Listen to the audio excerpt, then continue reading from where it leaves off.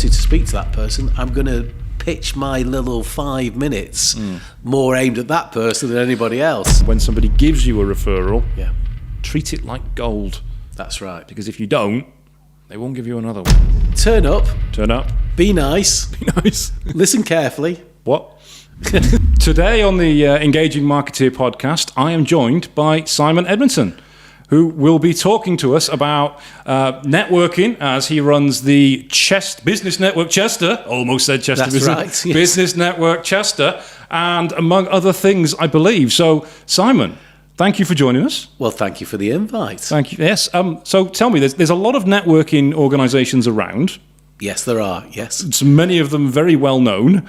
What possessed you to get involved into networking? Well, 14 years ago, I joined the Federation of Small Businesses as a membership advisor. Right. And at that time, they didn't do any networking, nothing at all. There was the odd meeting, and I said, well, why are we not doing networking? This was in Manchester, 4,500 members. We should be getting them together. So we started a couple of small networking groups, and that went quite well. There were just freebies, very, very relaxed. And I got invited to go to the Business Network South Manchester. And all of a sudden, a different structure, a membership organisation. As you'll know, we sit down for lunch, 6, 7 to a table, and discuss who we are and what we do. And Very nice lunches they are. It is as well. very nice lunches, very relaxed. Very civilised. Yes, yes. And the nice thing was you were meeting some larger companies who had, anywhere from 3 or 4 staff to even 300 at the moment. And I was a member there for about 4 years. And Simon, who was running it, now you don't have to be Simon to run a business network, but it obviously helps. It helps, yeah. And he had a bit of a heart murmur, which nobody knew about. Even he didn't know about it. And he thought he was having a heart attack. And they cancelled the meeting. And it was, why? Surely we could have helped him. But now having done it for the last 4 years, I know that it's a bit more complicated than that. But 2 weeks later, after this, he rang me up and he said, do you fancy a coffee? So I said, yeah, I thought you were in hospital. He said, no, it's something that was brought on by stress. So we got talking. He runs the Birmingham and Peterborough groups as well as the South Manchester at this stage. Oh, right. And he said 3 groups is just too much. And he was doing it on his own, because we'll come into my boss in a bit. Birmingham, Peterborough and South Manchester are not very close together. No, especially when you live in Chesterfield as well. So, yeah. So he was doing a lot of travelling, organising 3 events a month. And he said, I'm thinking about selling one of the groups. So I said, well, if you're thinking about selling South Manchester, we'd be definitely interested. So walked out of that meeting and rang my wife, Wynne, who you've met, yes, and said, I think I bought a networking business. And it just so... As you do. Well, as you do, As you yes, do, yeah. yes. And it just so coincided with the fact that Wynne had decided to take a sabbatical from a very stressful corporate role in purchasing for some of the national companies. And I said, this is something we could do together. So 4 years ago... So she was happy with you buying a networking organisation without even consulting her? Well, I hadn't actually bought it at that stage. There was a bit of consultation, but I more or less agreed that... You had to get it rubber stamped. Yeah, that's right. Yeah, so it was rubber stamped by the boss. Yeah. And it fit in quite nicely, because Wynne's definitely the back office person. She does all the bookkeeping and all that side, and I'm a bit front of house, so so it worked out quite well. And it literally is 4 years in April that we actually bought it with 32 members, and we had some nice cosy lunches for like 35, 40 people, which seemed quite a lot. And that group is now 92, despite having COVID in between. And then 12 months ago, Tracy, who ran and owned the Chester group, was on a meeting with myself, Simon Coy. We were just having a chat about how things were going and best practice and things between the groups. And she said, well, my mum's not very well. I'm thinking about packing it in because, I need some time for me and my family.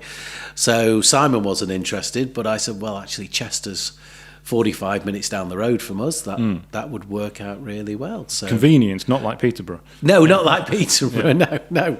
Well, I've driven here today, within 50 minutes. So, it worked out quite well. We knew there'd be synergy between the two groups, but also far enough apart to be two separate groups. And we've had members join from both sides. So we've got some Chester members who joined the South Manchester group, and South Manchester who joined the Chester. And next month we're having our very first joint event, which will be on the 19th of April in Frodsham, virtually midway between the two. And we're looking to have probably about 110, 115 businesses there. Nice. And the great thing about the business network is you can meet a sole director company, you can meet a company that has got 5 or 6 staff, and our biggest member, Bruntwood, at the moment, have got something like 5,000 or 6,000 staff. 5,000 or 6,000 staff, yeah. Massive property developer. Not the kind of company you typically meet at a networking event. No. I must admit, we don't get the MD. I love the MD, but we get one of their senior BDMs who comes. But the thing about networking is that person knows a good majority of the tenants. Yeah. So it might not be that you're dealing with Bruntwood, but you might be introduced to one of their tenants, which is important. So yeah. Thoroughly love it. We've got some fantastic members. The day flies by, but every day we are working on the business network. So there's loads of social media goes on, doing things like this, but going networking to meet other businesses and introduce the business network to them. Yeah, because I was a member of Business Network Chester, get it right. Business Network Chester. Several years ago, when I think it was Tracy that was running it. Was it Tracy and Haley? Haley, that's right. Yeah. And it was Doubletree Hilton and Grosvenor in Chester, I believe. And I always enjoyed the meetings because it was a civilized way to do networking. Because obviously the venues that you have, they're very nice. They're very suave. Yes. We can't afford the Grosvenor anymore, unfortunately. That's one thing. Well, they're still suave venues, yes, aren't they they? are, yes. And the meals are very nice as well. And is there still wine before the There is. Oh, yes. There's always... So what we've done now is we've kept the day runs as a bit of a small networking session before, so half an hour before the pre-lunch seminar. That's 10:30 to 11:30 we have a seminar, and that can be a member or it could be somebody from outside. So next month it's Cheshire Constabulary talking about cybercrime. Really? Yes. Oh, that's interesting. So, but we've had members talking financial marketing. In South Manchester, we've had the ex-CEO of Metro Bank and the current chair of the Rugby League World Cup. I think I'm pretty confident in saying we've got the chairman of the Federation of Small Businesses going to come to speak to us. Right. Last time, the previous chairman spoke to us on Zoom. This might be on Zoom again. We're trying to work the logistics out. But he'd only just been in to see Rishi and Boris, and that was in the height of COVID. We were literally all locked down, and we're talking to the guy who's fighting our corner, doing a Q&A session. So we try to get some really good speakers. I say we mix and match it with members and non-members. But then, as you rightly said, I nearly lost my train of thought then. We have a drinks reception. We have wine. Yes, we have wine. So tea, coffee, wine, juice, and that goes on for an hour. And it just makes it a little bit more social. We do have our meetings outside the city centre now because COVID has changed things. Where you would trek into Manchester or Chester, people are a little bit more reluctant, and the more like, can I come, park my car up and drive off? So we don't stop people from drinking wine, but we don't have anybody that goes over the top, I'm pleased to say. But yeah, it's just a nice social way of catching up with people from the last month if they haven't done that, and meeting the visitors as well.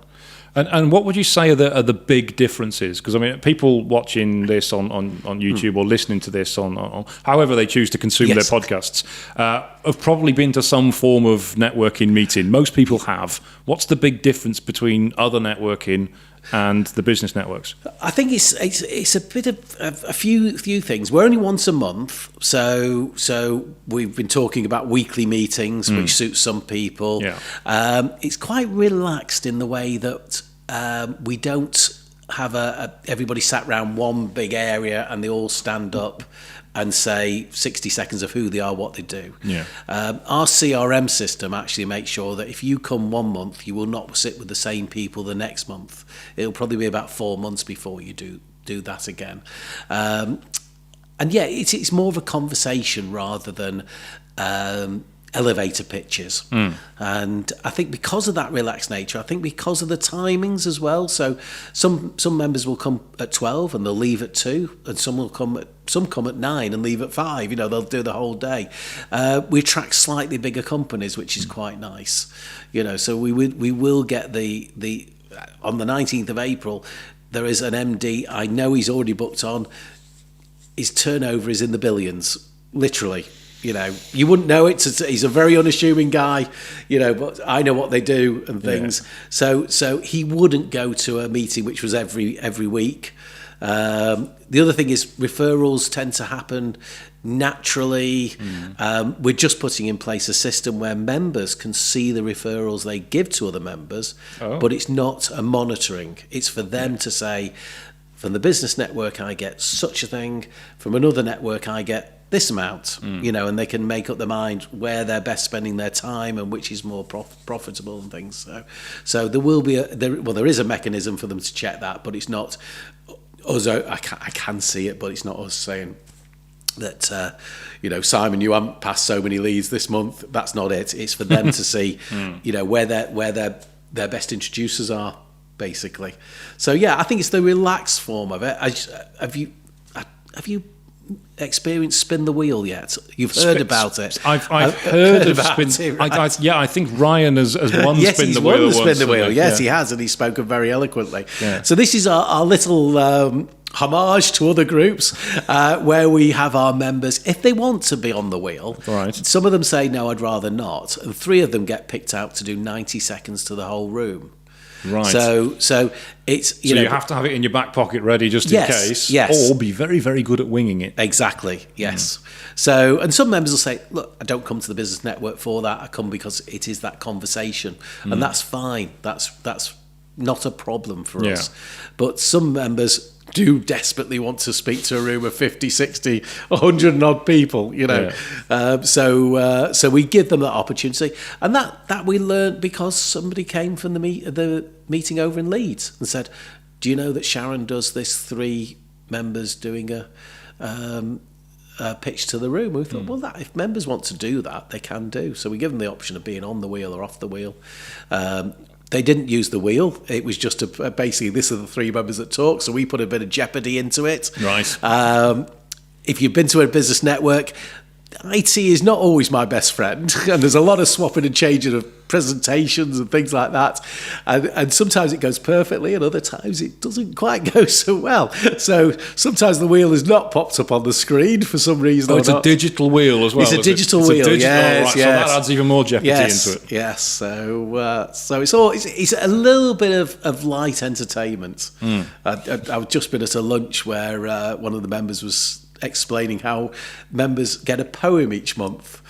So I write a poem. You write a poem? I write a poem every month for both groups. Not the same one for both groups. So we did have a bit about football. We were just talking about that before we went on air. So I'm a Manchester City fan. My wife is a United fan, and we did a bit on that. So it was something that came out of COVID again. How do we spice up or make it slightly entertaining a Zoom meeting? Yeah. You know, so a bit of frivolity. Then a member bought me a rhyming dictionary, and that was the worst thing he could have ever done. So we have a little bit of a poem.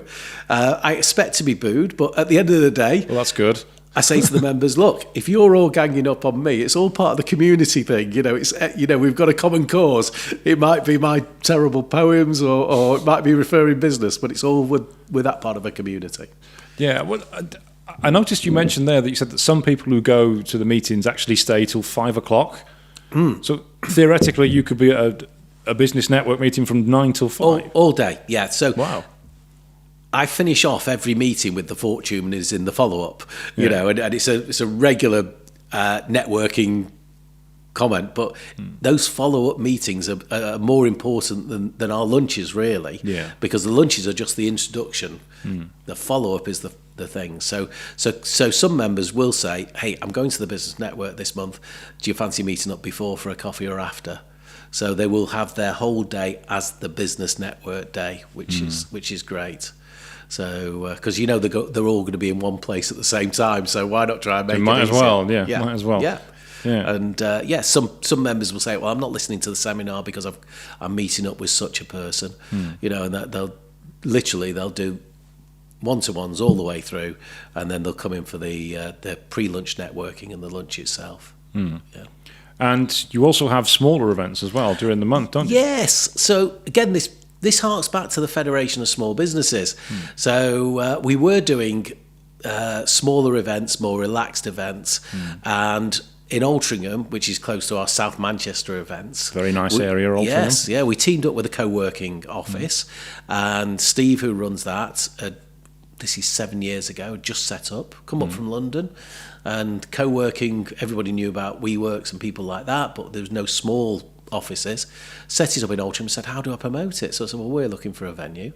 So for the last 7 years, we've been doing a Monday night, third Monday of every month, 5 till 7, very, very social, tea and coffee. One of our business network members will do a 20-minute seminar, so just like Ryan's doing next month at the Chester one. And we invite Federation members in, we have business network members, and then we put it out to the business community. So we'll have people from Altrincham or Stretford, Trafford, coming to the meeting who for me, it's a chance to introduce them to the business network. For the members, it's another opportunity to tell people about their services. And we've had members who've spoken, who've had business because somebody's decided, I'll go to that networking. So it's free for members, it's free for FSB members, but we do charge for outside just to cover some expenses. I attended one of these events the other week. Yes. These Chester Beer and Wine. Yes. Where I met, is it Rick from City Centre Framing? Of course, yes. And I've been trying to get a gun framed. Yes. For many years. Why wouldn't you? Exactly. And every person I've asked, every framing shop I've asked, everybody I've checked on even eBay that sells these sort of frames, no, we can't do it. You need a cabinet maker to do that. Yeah. But Rick, bring it in. We'll get it done. Yeah. And I took it in the other week, and he's got it right now. I've paid him. It's all being set up. So in a couple of weeks, I'll have that with all the photos in from the film that it was from. Exactly. Yeah. Very excited about it. So you never know what's going to happen there. I mean, Rick is now a business network member. So because he wasn't at the time. He wasn't at the time, but he's joined. Obviously, the job with the gun has tipped him over. So, but yes. So when we took over Chester, we said, well, what can we do extra to give members a little bit of extra value? They don't have to come, but you never know who they meet. And I've got a good friend who, like me, does networking courses, and he always says, if you don't go, you never know. Yeah. So Rick going to that meeting, picks up a small job, but you never know where it leads. Here we are talking about it. Wasn't that smaller job? Wasn't it? Right, okay, right. Wasn't that smaller job? Right. It's a big frame and wood's expensive. Okay, well that picks up a nice job. Yeah. So we're doing that. We're working with Moneypenny now. So we've got a meeting at Moneypenny in Wrexham, because obviously Chester is a big area. You've got the city, which is quite small, but then you've got here we are in Ellesmere Port, but you've got Wrexham, you've got other parts of the Wirral, parts of Cheshire. Yeah. So when Moneypenny was introduced, or we were introduced to Moneypenny, I should say, we thought, right, why don't we try and do a free event with them? So we're doing that. That's during the day, and I think we've got about 30 booked on, which is great. Oh. So some are business network members, some are FSB members, but some are people from the community who are, just maybe don't want to sign up for membership, and they want to sample what goes on. It's just a very informal. We've got Phil Strachan doing the seminar. So it's just an addition that members can tag on to. So do other business networks do this, or is it just this is something that you've brought in? Yes, and the other business networks tend to be a monthly lunch, and that's it. Where we want to be more interactive with our members. So by offering something extra, another meeting, yes, they can meet up. They don't have to do that. The WhatsApp group, members are on the WhatsApp group. They'll put in their social media. So I know when I got back in the car, there was like half a dozen. I've put this in LinkedIn. I've done this. That there's all that going on throughout the month. And we've got other events coming up. So Bowlsworth Castle is one of our members now. Right. And we're trying to arrange, we've got 3 tables, so 30 people to go to the afternoon tea at the International. We've already got members talking about going on Friday and to the Ladies' Day. We're talking about going to Chester Races, because it's all about that community. Yeah. Building up the fact that everybody knows each other and what they do. And when I say about the WhatsApp group, why should I be in that? Well, so if somebody's going to comment and like on your post, they're going to have to read it. So they're going to have to learn a little bit more about you. And there might be something that comes out of that they've not even noticed, that you do. Yeah. So they can refer you to other people. So that interaction throughout the month is so important to us. Yeah. No, it's very different to how it used to be. Yes. It's very different to how it used to be, and it's very different to other networking meetings or organisations I've been to or am currently a part of as well. Yeah. If someone wants to go along to one, right? How do they do that? Well, the website is the first place, of course. So it's www.business-network-chester.co.uk, and they can book on from there or find me on LinkedIn, Simon Edmondson, and contact me and I'll send them an invite out. It is a payable event, so they have to pay to come, but it can be a full day.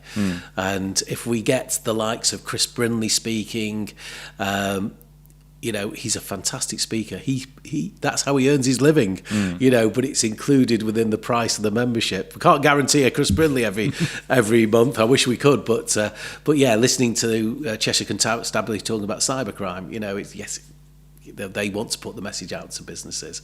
I'm interested in that. Yeah. So, it's the number one crime affecting businesses now. So it's very, very important. Yeah. So it is a whole day. What we do is before the lunch, we send out the table plan so people know who they're going to be sat with. And somebody, might say, well, actually, I'd rather sit with this person if I can. There's still a bit of wiggle room that we can do that. You mean they might go, Ryan from Engage Web, I don't want to be sat next to him. Is there literally anyone else I can be sat next to? Exactly. Sorry, Ryan, if you're listening to this. But also, they might say, I wanted to speak to that person. I'm going to pitch my little 5 minutes more aimed at that person than anybody else. Yes, that's a really good point. I'm glad you brought that up, because there's a lot of people go to networking meetings, and I'd class this as a networking meeting. It's a bit more than a networking meeting, because but it's still networking. A lot of people go to networking meetings and think that they're just going to turn up, say, hi, I'm Darren from Engage Web. I build websites and I do SEO. Do you need a website from me? Do you need a website from me? Yeah. Do you? Fine. And they're going to get business like that. Doesn't work like that, does it? No. It takes time. You've got to get that know, like, and trust that a lot of us networkers talk about. They do. They love their know, like, and trust. Oh yes, yeah. I was sat next to a solicitor today, and I'm sorry. He's a distressed purchase. He says that, when he comes to the network, he just wants to be remembered that when a member has an issue, that they will think about him and ring him up.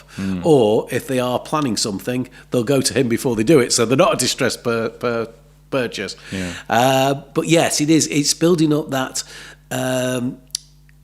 knowledge about each other, that when that thing happens, that you want to build a website, and who to go to. Darren's a great guy. I'll go to him. When I do my networking courses, I always say, you've got to allow 4, 5, 6 months maybe before something comes out the woodwork. But I always tell the story about me going to a B&I event in the centre of Manchester, and it's 7:00 on a wet Friday morning. We've made it, 25 minutes into this before I'm we've looking mentioned... at a badge here, so I had to come out. So it's hidden by the microphone. Yeah. So I sit down next to this lady, and she says, what do you do? And I went, I'm membership advisor for the Federation of Small Businesses. And she says, she said, I've been meaning to join. Can I join after the meeting? And I was like, yes, years ago, that never normally happens. Doesn't normally happen. No. Here's my money, take it. Yeah. And I always say, be a listener at these events. Ask lots of questions, because you want to be seen to be the interested one. Sometimes you go to events, particularly free ones, and there's nothing wrong with free ones, but you find the salesperson there who's only interested in selling to you rather than the hunter. Yes, yeah, exactly. Yeah. And I think nowadays, as we come out of COVID and everything, people are more aware of building up relationships. And you might have got away with it in the past, but nowadays people are getting really wary of that. Yeah. So and it's, as you said as well, it's about tailoring what you're going to say to the people who you're actually sat with, or who you're speaking to. Because there's no point banging on about how if our industry, for example, there's no point banging on about how we do websites and talk about web design and how we've done websites for travel companies if everybody sat around the table is a solicitor. Exactly. Or, you need to talk about what's relevant to them and tailor what you're doing to them. Yes. I was at I won't say, I've got to be very careful what I do because I don't want to name drop somebody in it, but I was at an event where somebody I had a visitor to the event who was from the property sector, and somebody was doing their pitch and they talked about corporate work rather than talking about the work they do in property. Yes. When there was a perfect opportunity, very careful there, perfect opportunity for them to promote what they do in property because there's people there from property. I brought them. Yes, yes. Tell them what you do. And they went away not even knowing that this person does work in their industry. Yeah, because you only have a very, very short span of time to get your message across. Even when we say we're talking for 5 or 6 minutes, and it might be longer over lunch, because you have an hour sat down, so you can go back to things after you've done your talk. So yeah, you have to seriously target who you're speaking to. So yeah, and what. Going back to where we were talking about the table plan, after the meeting, we send out a list of people who were there, because not everybody is actually there on the day. Solicitors, something lands on their desk, and we have this quite regularly, or cases popped up, or somebody's stuck on a job or in a meeting or something. So we send out the delegates, that list, with emails. But we always say, rather than emailing them direct, why don't we email and give me the reason why you'd like to speak to them. So that's part of what we think is our remit. And members so Ryan will have his login details. He can actually look at the London, the Peterborough, the Birmingham, Exeter groups and say, there's a firm in there that, say it was a firm of solicitors that you are targeting, how do I go and speak to them about their website?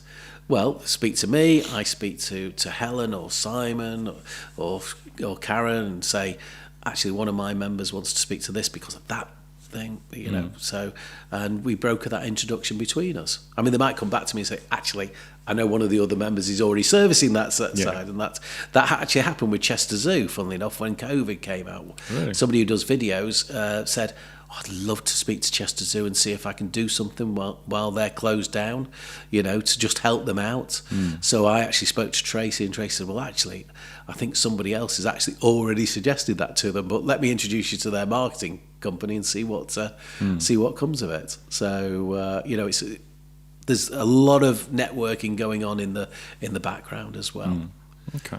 It's interesting you just mentioned Chester Zoo. I was sat next to somebody from Chester Zoo about 2 hours ago. Right. Well, I know they're trying to do a lot more networking, actually. This wasn't networking. No. Cool. I'm doing a TEDx talk. Right. And I was in the University of Chester because we're doing it was an exploratory day on how it's going to work, and we had coaching sessions afterwards on delivery. I'm a lot more confident about doing it now, but the guy next to me is from Chester Zoo. Right. A guy called Simon, funnily enough. Well, there were two there's a lot of them being bandied around at the moment. There were two Simons in the room as well, and there's a third one who wasn't there who's also doing a TEDx talk. So there's going to be 3 Simons doing TEDx talks. But yeah, he's from Chester Zoo, and he's doing a talk on the extinction of species. Right. Which sounds really, really deep and really, really frightening. But yeah, it's really looking forward to doing it. But again, it's all about speaking and delivery and giving people the information that they need and giving people value, which you guys do. Yeah. with your events. And we've been speaking to Chester Zoo about maybe doing a breakfast there as well. So that would be lovely. And they want to talk about things like that. Yeah. Not particularly the work they do in the zoo, but they do a phenomenal amount of work outside the zoo that nobody ever knows about. Yeah, because that's kind of what I've got the impression that's what his talk's going to be about. It's about what you can do to help prevent the extinction of species, how you can make little changes within your life to help the animals. Yeah, not about the work they do in the zoo. No. We all know what they do in the zoo. Yeah, that's all by the by. Yeah. So you've obviously been in networking before. Yes. Popping into deciding to buy a networking event isn't something you just decide, I'm going to have a crack at that. And see how it works. So where did your networking journey start? Oh, right. Well, when I do my networking course, I actually start back in 1976. Now, I wasn't networking in 1976. I was only 13, 12 and a half. I was born in 1976. Oh my God! Oh dear! Now that's really ages me now. But no, my mum had a shop on Washway Road in Sale, and, right? Back in the late 50s, early 60s, she was a business person, but had a phenomenal network of customers. And I always refer to the fact that she used that network to get me my very first job. And when I'm explaining to people that network is not just going out business; it's all sorts of social and sports and things that can help you along in life. But my first proper job came from the Sale Luncheon Club, which was where my dad used to go and network.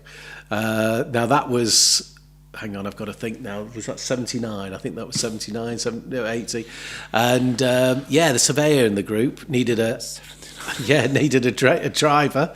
And I was studying surveying and at the College of Building, and I got a summer job. And actually, I think it was 81. I must check on my dates now. I got a summer job driving him around and holding the other end of the tape measure and things like that. And I stayed there for 8 years in the end and did all my qualifications with him. And that was really my first introduction to networking. And I always refer to the, what's the pain? What's the premise that you sought it, and what's the proof? Well, my dad helped Bob with his pain by providing him with me, and then the proof is I got a job for 8 years that led me through college a lot slower than I wanted to because I was working at the time. So I did it day release and correspondence course and things like that. And then when I actually set up Edmondson Surveyors back in 1989, so. My dad said, right, you need to go out networking and introducing yourself. And I met a guy and he says, I need to introduce you to this guy I know. This guy was Chris Brinley, who I've mentioned earlier. And Chris was head of mortgages for NatWest. And Chris said, oh, God, we're looking for a surveyor. A lot is about timing. It was definitely good timing. And we did mortgage work for NatWest for a good 10 years, led to us doing work for Coots. I say us, it was me basically. And then HSBC opened the door because you're doing work for NatWest. Oh, you must be all right then, So that was just networking, but it wasn't me actually going out and sell. Well, I was selling myself, but it wasn't me saying to somebody, "Can you use me?" It was somebody actually saying, "Oh, I know a contact that'll be useful for you." And that is when networking really works. Because that's towards the goose that lays the golden egg rather than just get one egg. It's that producer of your work. And things. I mean, that's what it's about, isn't it? There's some people think networking is, as I say, you're a will writer. You go to a networking meeting. There's 30 people in the room. How many of you got wills? Right, 25 of you got wills. Right, 5 of you need wills, and then that's it. This room's dead. It's about who they know. Who they can introduce you to, and that's really what it's about. It's interesting that you started this. We mentioned it before. We mentioned it again. You started it before BNI even began. Well, I suppose yes. Because BNI was 1985. Yeah. Well, Sale Luncheon Club was the forerunner, and it was literally all the professionals in sale. So it'd be the building society managers, it'd be the solicitors, the accountants. My dad was basically the IFA, but there was a couple of other IFAs in the group. It wasn't solely that, but people like people, and some would go to my dad, some would go to somebody else. Yeah. And so it's been going for years and years. Well, Dale Carnegie, didn't he write his book in 1929 or something like that? So, how to influence people. So it's been going for a lot longer than that. But what I've always found is that because I've always had a great list of contacts and I've been able to introduce people, and now it's great that we're doing it for our groups. People naturally come to you. So they'll come to me to say, who should I be speaking to about this? And that helps me to then say, oh, by the way, here's an introduction to you, and they'll come back. So that's all I do these days. So today I was just on a WhatsApp group for the Professional Speaking Association, and somebody said, oh, I need an accountant. So I said, well, we've got 3 in our group. Speak to all of them. Here's their details and things. And that's fantastic that I can introduce them. That's the golden position to be in there, because a lot of people, when they join networking groups, if they've got the right attitude, worry that how am I going to be able to find referrals for other people? How am I going to be able to find introductions for other people? I don't know that many people. No. I'm from South Wales. I'm 150 miles away from where I grew up. Yeah. So I don't really know anybody when I first came here, but I'm still able to do it. But it's, as you said, it's people come to you when they realise that you are the person that can connect them. Yes. You become the connector. Yeah. Referrals drop in your lap because they know, Simon's going to know the right person to introduce me to if I need a mortgage. He's going to know a good builder that's not going to rip me off. That's right. That's the position to be in. Yeah. Yeah, and funnily enough, at our house last night, we've had our boiler replaced.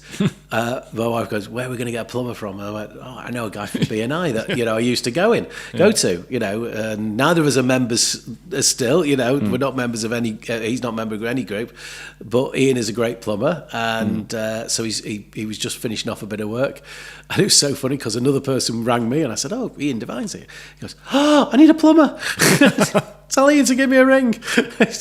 Just wheels within wheels, it is. Yeah, and suddenly that plumber's getting knock-on referrals from knowing you for a long time. Exactly. Yeah. So it is always a slow build-up with networking.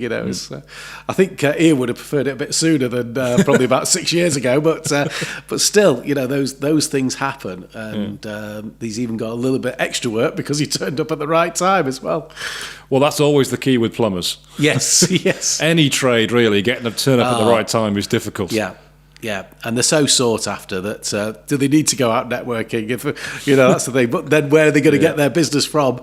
Where's that referral business? Yes, they can put an advert in the paper, but they're a number. But as soon as they have that introduction, that's the important thing to talk about, isn't it? If somebody's advertising, and I'm going to do myself out of business here, if somebody's advertising, with a website or with digital marketing or in press or on radio or even on TV, you're still comparing somebody with someone else. They are just a number.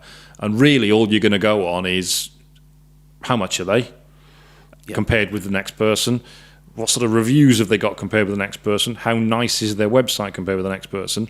The best way to do it is somebody like and trust telling you, I've used them, they're brilliant. Yeah. They won't let you down.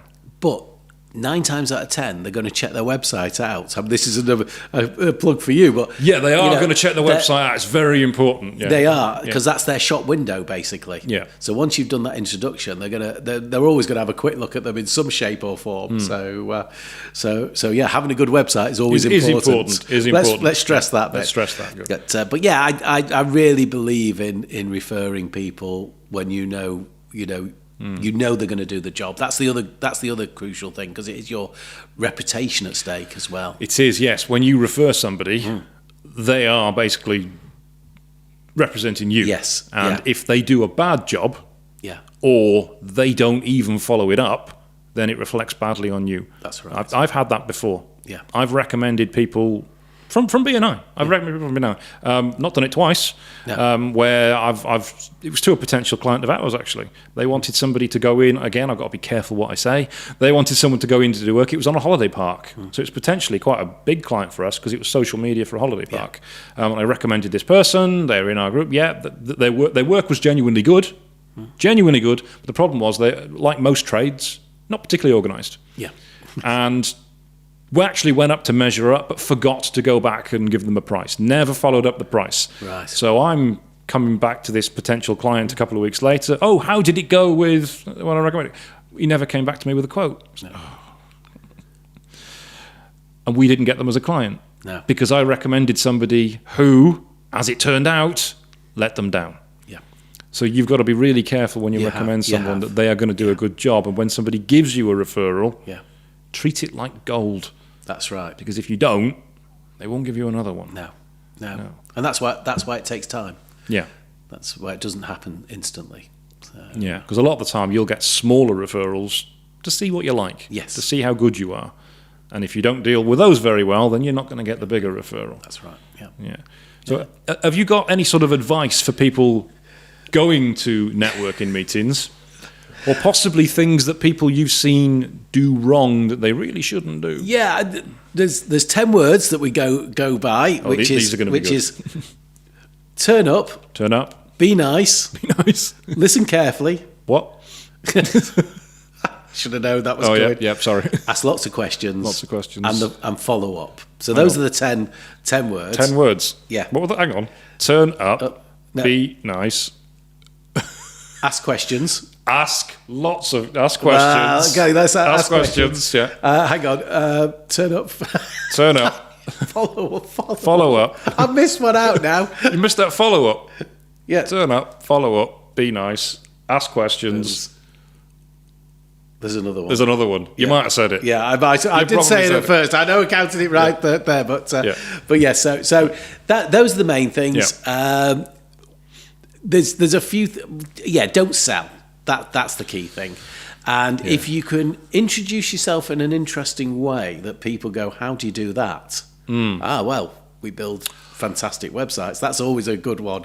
So, when they say, I know a mortgage broker, and he always introduces himself as he gets people, or he enables people to buy the house that they want to at an affordable price. And people go, well, how do you do that? And he goes, well, I'm a mortgage broker, and I go, and I have the whole of the market to go at. So, I can work this, that, and the other, and things.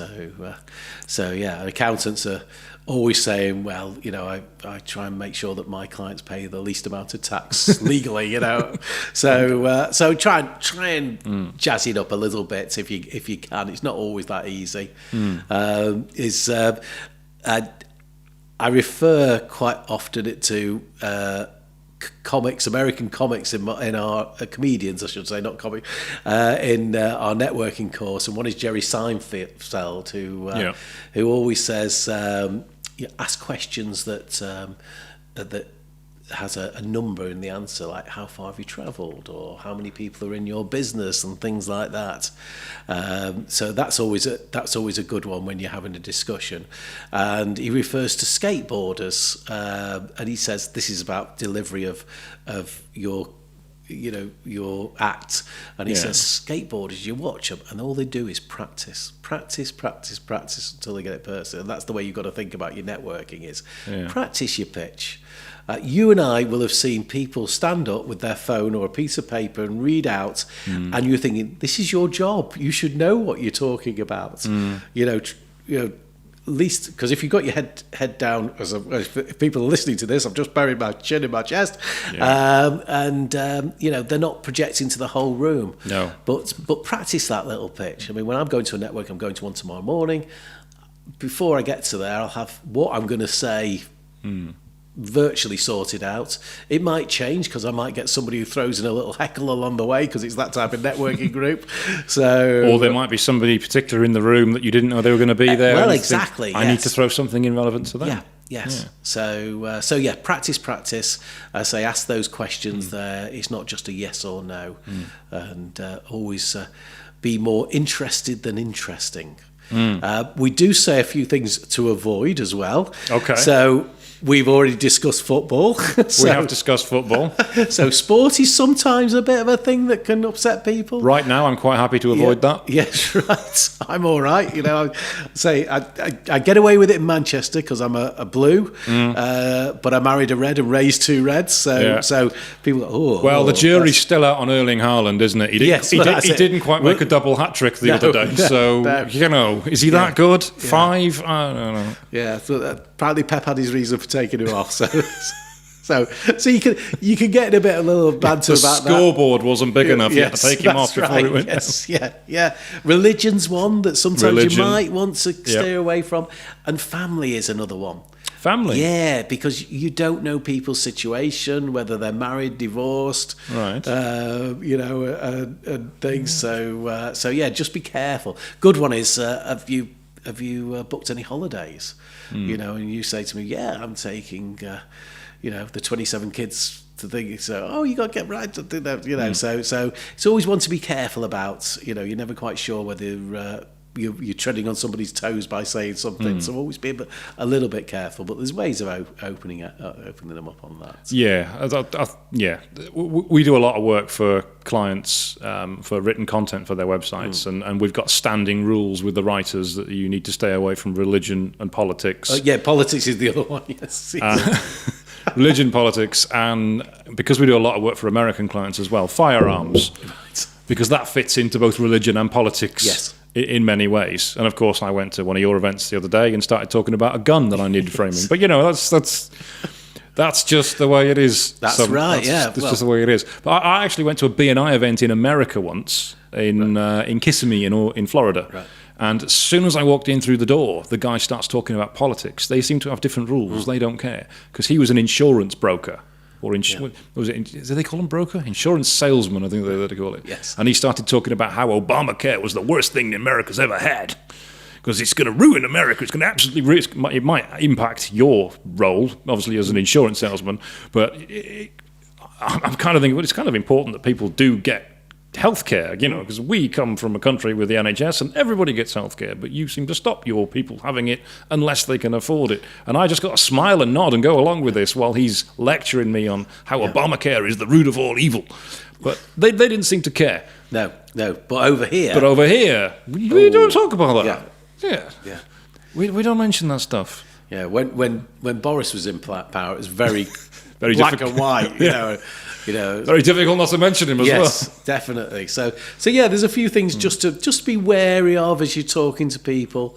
So, but there's ways around that. Yeah. So, and it's interesting. Yeah, what you mentioned as well about describing what people get afterwards. So many people at networking events, you ask them, what is it you do? What's your business? And they'll say, I'm an accountant, or I'm a solicitor, or I'm a mortgage broker. That's what you are, not what you do. What you do. Yeah. I've had Andy Bounds on this podcast, who's a sales trainer in the UK. Right, yeah. He's really, really good. And he's got something he talks about, the afters. And it's what people get after they've worked with you. So you don't introduce yourself. For example, I don't introduce myself as a digital marketer or an SEO person. And he came up with this. This is Andy's thing. I can't take credit for this. I help people sell to clients they've not met yet. Well, that's good. He is good. He is good. Yeah. So I nicked that immediately from Andy. Yeah, why not? Yeah, help people sell to clients they've not met yet. There's an insurance guy in our BNI, and the phrase he uses a lot is he helps people sleep safely at night. Yeah. Doesn't sell insurance. Helps them sleep safely. Well, here's one I heard on Desert Island Disc this week. Oh? So the lady who runs Aviva, I can't remember her name, she said, business just would not function without insurance. And when you look at it, it just wouldn't.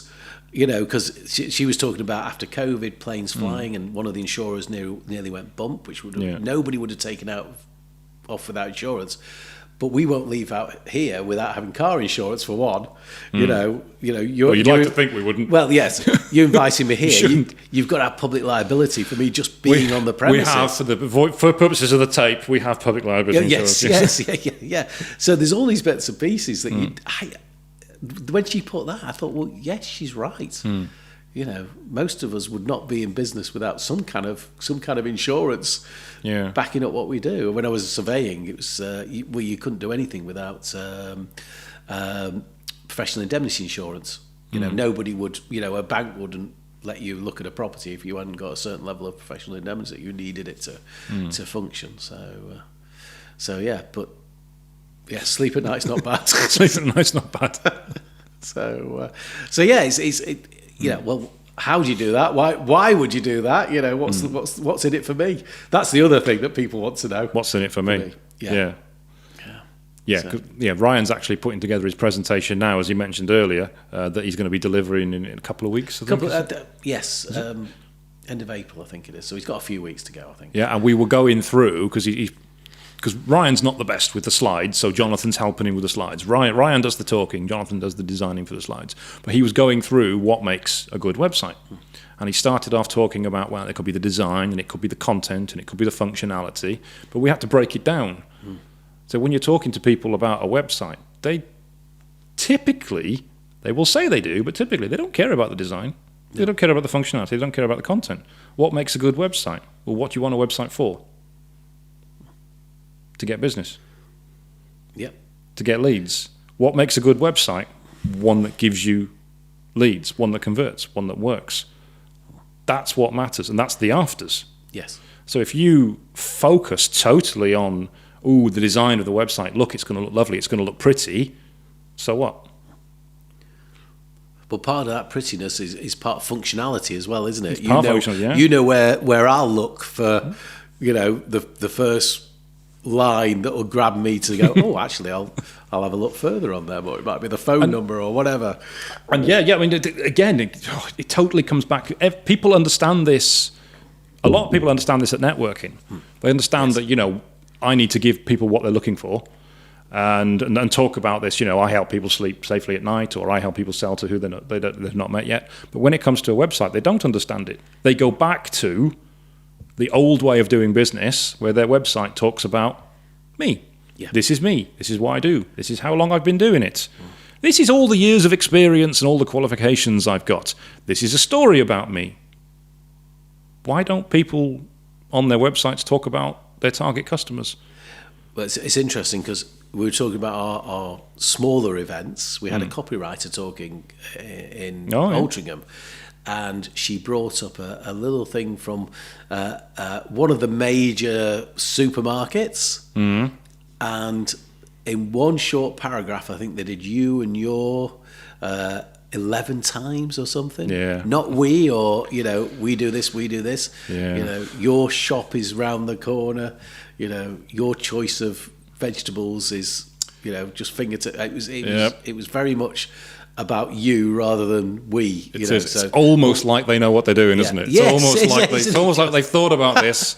And they've got millions and millions of pounds in research to come up with this stuff. But that's exactly the way to do it. Focus on you. Focus on your target customers. Focus on what they want. Yeah, she actually headed the talk up. You, not me. So I like the sound of her. She sounds brilliant, quite frankly. So, but it made us all think in the room that actually we all do that. We all say how wonderful we are. So we do, don't we? We do. We do.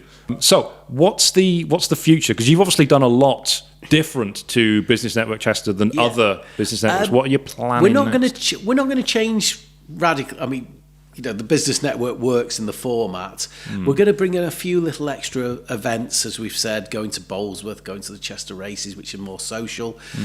We are doing in May a lunch in the city. So we've got together with Artisan on Pepper Street in Chester, and we're going to do a lunch purely for 50, and it's people who want to come. It won't be the same as the Business Network. We're looking for somebody within the city who can talk about Chester, just do a 20-minute seminar, but it'll be a sit-down lunch, so that will be the same as the Business Network. And we'll do the table host probably and that type of thing, but more of just an ad hoc meeting that we'll probably do once a quarter, because there are some companies that won't venture out to the city because of timing and things like that. So we are going to come to them. We've been to Rossett Hall in Wrexham because we've got a great number of members in North Wales. So we've branched out a little bit. So although we're Chester, and Rossett is part of a bigger group that's got a couple of hotels in Llandudno, so we might go and do a lunch with them. Yeah. But again, as another extra one, so just introduce the Chester one to them. South Manchester is ticking along quite nicely. Whether we venture, well, there is another business network in the Manchester city centre, so we don't want to tread on their toes, but you know, we might do something in Altrincham or somewhere like that as another extra lunch, just to increase the brand, basically. Okay. But yeah, 2 is quite a lot. People say, "Oh, you only work 2 days a week." Well, no, 2 days a month. Yeah. No, it's quite a thing. So I'm off to another networking at the Chester Beer and Wine after this, just to promote the business network. So yes. Yeah. So sounds a difficult job, doesn't it? It does. I'm just off to Chester Beer and Wine, but it's totally work related. Well, yeah, and I do have a little thing that I don't drink. So there's a long, complicated story It's that completely wasted. You'll on love you, this. Started off in Amsterdam and ended up with me drinking non-alcoholic beers. So yes, I knew that again. We stayed in a non-alcoholic hotel, would you believe, in Amsterdam, and for 2 hours we didn't know we were drinking 0 Bitburgers. And it got me thinking, oh, maybe I should have a little bit of a break, you know. Yeah. So 3 months turned into 6 months, 6 months into 12. 5 years later, I still drink non-alcoholic beers. Chester Beer and Wine, they go out looking for non-alcoholic beers. It's great. I can go and indulge basically when I go in there, and I think, oh, I'll try that one tonight. So I quite enjoy it, and I can get back in the car and drive back to Manchester. So. I don't understand anything of what you just said. No, I know there's people who say that to me. It's completely alien. Just absolutely insane. Yes. I don't even know why these things exist. So yeah. We're always out promoting our the network, but also our members. Yes. You know, so it keeps me busy most of the time. Right. Well, it's almost time for you to head off to Chester Beer and Wine for a non-alcoholic beer. I can barely bring myself to say it. So if someone wants to get in touch with you, yes, look at the website. We've mentioned the website earlier, but what's the way to get in touch with you? Just go through those. Can I tell my number? Of course, you can. Of course, you can. So my mobile is always on. We do have a landline, but it goes through to the mobile, so you might well have that, which is 07766 493 428. That's where I normally give out Wynn's number, but mine is 07766 493 428. And I'm Simon.Edmondson at business-network.co.uk. So, and LinkedIn is a big thing for me. You know, we get a lot of inquiries through LinkedIn as people are seeing the events we're putting on and people commenting and things. So any of those things, you know, and I have a Calendly link, so I'm very much saying, well, you know, let's have a chat on Zoom first, or at the Doubletree is one of my regular venues. Yes. So, I'm getting quite well known there now at the Doubletree for having meetings. That's the Doubletree Hilton in Chester, formerly known, I believe, because I'm not local, as Hoole Hall. That's right. I didn't know that either until somebody said that to me. Yeah. So yeah, and that is literally 40 minutes from our front door. You know, it's great. But yeah, I'm just happy to talk. And as I always say, you know, you've got to come and visit. You've got to come and see whether it's for you. You know, as we talked, there are other groups that people might fit into. Yeah. You know, they prefer. That's fine. You know, but you've got to come and have a look at everybody to see which one's your tribe, so to speak. Find your tribe. Find a beautiful way to end it. Find your tribe. Yes. Find your tribe, and you'll be happy forever. Exactly. Yes. Simon, thank you very much for joining us. It's been an absolute pleasure speaking with you. Really enjoyed it. Thank you, Darren. Or should I say Daniel? Well, that's the other thing about a good host. Always remember the person's name.